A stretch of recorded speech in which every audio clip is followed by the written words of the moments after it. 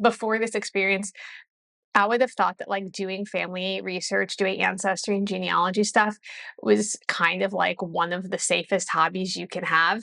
And actually, it tore my family apart.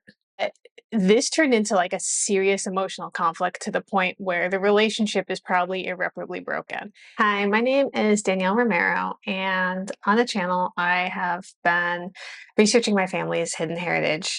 I wanted to talk to you today, real talk here, about some of the impacts of diving in to ancestry work and family stories. Obviously, there's potential for different perspectives when you're rewriting the family story, in a sense, even if you're actually going to the original family story. People don't always respond to change very well.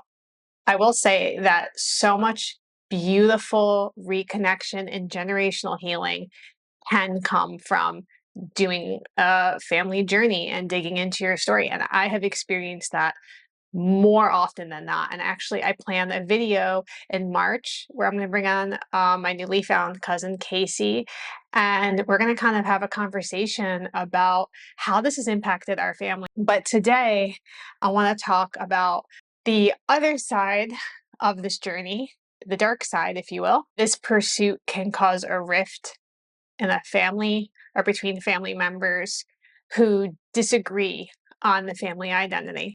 For me, this has been a very real experience. And like I said, I've actually had more often than not like incredible experiences with finding family I didn't know about and with my family receiving all this information, like overarchingly positive.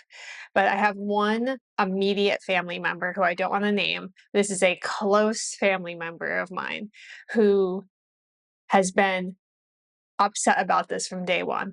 Upset with me, upset about the information, I think. I don't really know. We've had kind of heated exchanges over this topic of the work I'm doing on Lola's line. And to take a step back, our family is majority Italian. That is what we were raised knowing about. It is important to maybe have a conversation and maybe for another video about this idea of like percentage and lineage. And what I'm working on and what I'm working towards is reconnecting with our lineage, reconnecting with our history and hundreds of years of history in the United States that we knew nothing about. And that's interesting to me. This turned into like a serious emotional conflict to the point where the relationship is probably irreparably broken. And not to say that this is the only factor to that, but this was essentially the straw that broke the camel's back. And something that I've been trying to work through for the past year. Why was this such a sensitive topic for this person? I feel like it got nasty. And, some of the text exchanges, I was told that the research and the time that I'm putting into this is bizarre. Like, literally the word bizarre. I think it's important to respect that other people are on their own journey and people have different ways of identifying and different parts of the family story that resonate with them, that they connect with, and that are meaningful to them. I think if you were dipping your baby toe into doing this work, or if you think you may uncover something that kind of goes against the family narrative, like be prepared for pushback and maybe even worse. There's definitely an emotional toll navigating conflicting perspectives about the family identity. First of all, like I was one of the only people in my immediate family that had this information.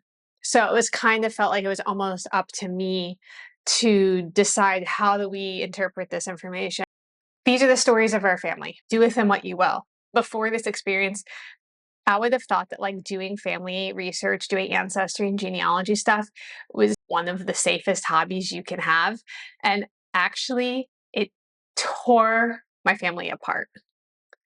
And when I say tore apart, I mean that for me personally, the issues surrounding the work that I've been doing has literally destroyed a relationship with an immediate family member, and there are ripple effects to that. I can't control how other people react to the information that I find, and I'm not going to present information and tell people how to interpret it or how to respond to it or how to identify or even to acknowledge it. They don't have to, but I'm choosing to do that. There are multiple experiences to this journey, and like I said, the majority of this has been incredible. I have literally met family in Louisiana who I didn't know anything about 2 years ago, who I consider so near and dear to my heart. They are my family. I have to just be prepared for the fallout of being the person who's possibly going against the family narrative and questioning things.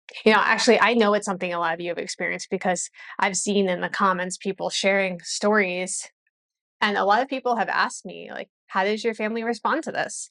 And truthfully, overarchingly positive, overarchingly curious, positive, and open. That's not to say that, like, there hasn't been collateral damage for doing this work. And so I don't really know what the solution is for that.